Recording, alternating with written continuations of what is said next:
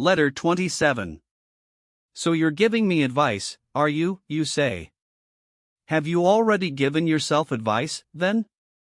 Have you already put yourself straight? Is that how you come to have time for reforming other people? No, I'm not so shameless as to set about treating people when I'm sick myself. I'm talking to you as if I were lying in the same hospital ward, about the illness we're both suffering from, and passing on some remedies. So listen to me as if I were speaking to myself. I'm allowing you access to my inmost self, calling you in to advise me as I have things out with myself. I proclaim to my own self, count your years and you'll be ashamed to be wanting and working for exactly the same things as you wanted when you were a boy. Of this one thing make sure against your dying day, that your faults die before you do. Have done with those unsettled pleasures, which cost one dear, they do one harm after they're past and gone, not merely when they're in prospect. Even when they're over, pleasures of a depraved nature are apt to carry feelings of dissatisfaction, in the same way as a criminal's anxiety doesn't end with the commission of the crime, even if it's undetected at the time. Such pleasures are insubstantial and unreliable, even if they don't do one any harm, they're fleeting in character. Look around for some enduring good instead.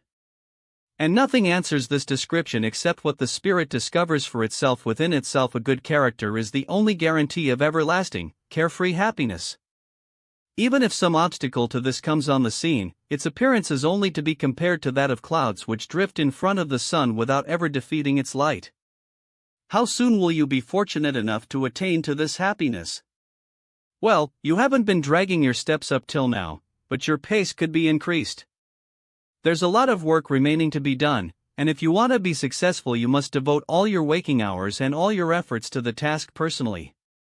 This is not something that admits of negation. It is a different branch of learning which has room for deviling. There was a rich man called Calvisius Sabinus, in my own lifetime, who had a freedman's brains along with a freedman's fortune. I have never seen greater vulgarity. A successful man. His memory was so bad that at one moment or another the names of Ulysses, or Achilles, or Priam, characters he knew as well as we knew our early teachers, would slip his memory. No doddering butler ever went through the introductions of a mass of callers committing quite such solecisms, not announcing people's names so much as foisting names on them, as Sabinus did with the Greek and Trojan heroes. But this didn't stop him wanting to appear a well-read man. And to this end he thought up the following shortcut. He spent an enormous amount of money on slaves, one of them to know Homer by heart, another to know Hesiod, while he assigned one apiece to each of the 9 lyric poets.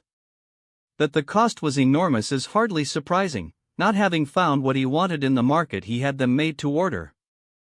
After this collection of slaves had been procured for him, he began to give his dinner guests nightmares.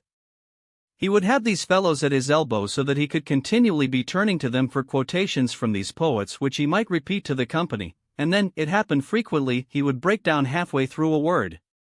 Setelius Quadratus, who regarded stupid millionaires as fair game to be sponged off, and consequently also fair game for flattery, as well as, and this goes with the other two things, fair game for facetiousness at their expense, suggested to him that he should keep a team of scholars to pick up the bits. On Sabinus letting it be known that the slaves had set him back 100,000 sesterces apiece, he said, "Yes, for less than that you could have bought the same number of bookcases." Sabinus was none the less quite convinced that what anyone in his household knew he knew personally.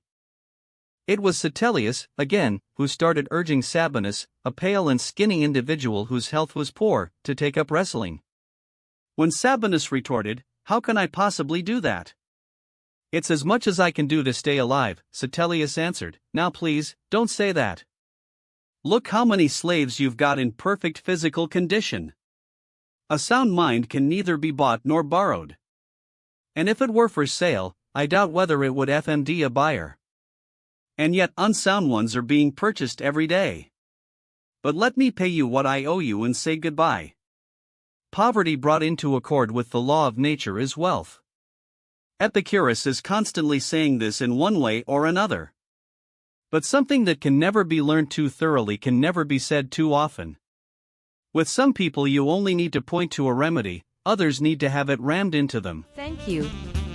Create your own audio using xnotebook.in.